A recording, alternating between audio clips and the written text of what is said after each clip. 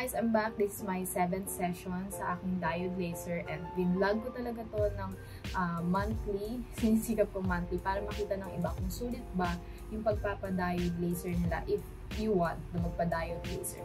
Well, nakuha ko tong 8 session ko for only 4,550 plus. I can't remember, basta mga 5,000, sabihin natin ganun.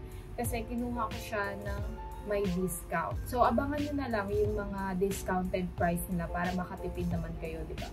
So, sa 7th session ko, ayun nga, paunti na yung talaga ng paunti yung tumutubo sa kilikili ko. So, monthly, nakikita mo talaga yung difference after ng mga session mo, lalo na kapag nag-fall off na totally yung balahibo na mga ni-laser, and then, ang tagal niya talagang tumubo. Yun yung one thing na nagustuhan ko sa pagpapadiode laser is ang tagal niyang tumutubo. Maraming nagtatanong if ano bang ginagamit ko na treatment sa kilikili ko after mga magpa-laser, ganyan, ano yung ginagamit ko ng mga products.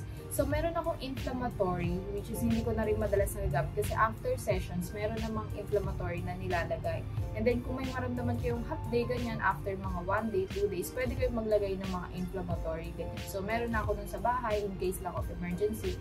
And meron din akong Maxilite serum. Ayan, kasi madumi na yung taas eh. Ayan, meron akong Maxilite serum. Well, hindi nyo naman kailangan to if hindi naman ganun kaitiman yung kilikili nyo. And hindi ko na nga rin siya madalas nagagamit. Intensive lightening to, so hindi ko na rin siya masyado nagagamit. Pero, ayun, and then ang ginagamit kong Dio is this from Avon. Ayan, Ultra Glutathione. Ayan, Avon.